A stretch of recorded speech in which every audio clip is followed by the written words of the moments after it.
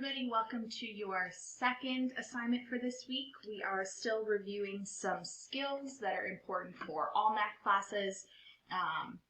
Hopefully this review will come in handy as you're thinking about going into the summer and also either going to wrap up high school next year or maybe even get into college. So today we're going to finish up our review for the week, talking about slope and different types of slope forms and graphing. Don't panic if you don't have graph paper. This assignment is in the Google Drive for you, but I'm going to go ahead just like I did earlier this week and take advantage of that DocCam so you can see what I'm doing as I'm doing it to hopefully help you with these different types of problems in your assignment. So the first area of your assignment asks you what slope is and how we can use it to find slope when we're given 2 points. So we want to remember our equation for slope, which is that y2 minus y1 over our x2 minus x1. Slope just tells us the rise over the run of our graph. It also tells us, another way to think of it is the rate of change. How quickly is the graph increasing or decreasing over time, and time kind of being represented by that x-axis. So when we go ahead and do our x and our y, I'm going to go ahead and label my points, my x1, my y1, my x2, and my y2 so that I keep them separate. And then I'm just going to plug them into this equation here. So I'm going to have negative 7 minus 3 over 4 minus a negative 1. Notice this double negative here. Because my x1 is negative, I have to keep that negative 1 with my x, and my minus stays with my equation. So negative 7 minus 3, if we keep change, that's going to give us a negative 10. Over, again, keep change is going to give us a 5.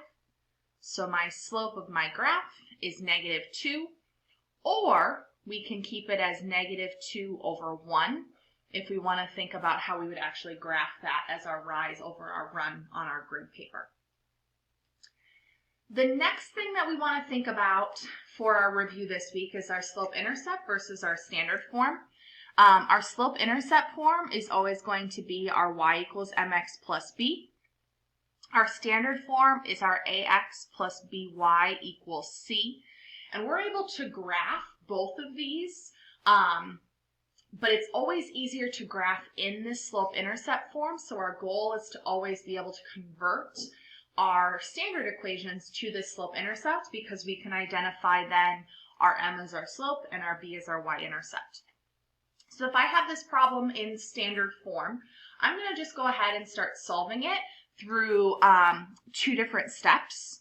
I'm going to, depending on the problem, I'm going to add or subtract my x value. So in this case, my x is my 6x, so I need to subtract it from both sides.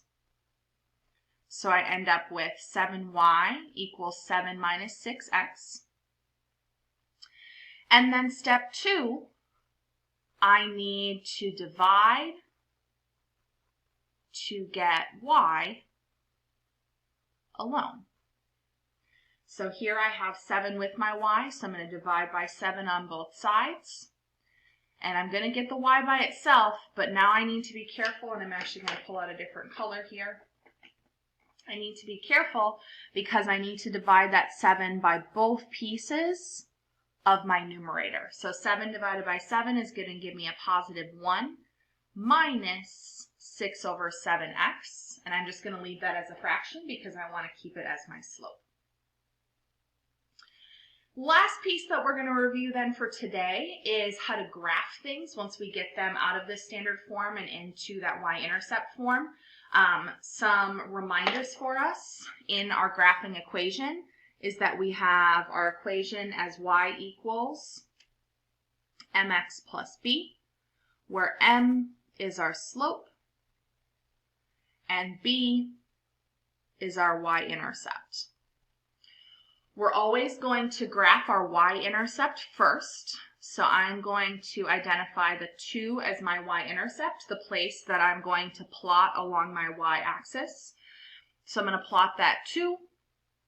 And then I'm going to see that my slope is 1, knowing that's 1 over 1. So I'm just going to follow. Again, you don't need graph paper. Just draw yourself a simple little grid. We're going to go up 1 over 1, up 1 over 1. I run out of space, so I'm going to go the opposite, down 1 over 1, down 1 over 1. And I can keep going if I want. I know your graph isn't going to be perfect. The line isn't going to be completely straight because you're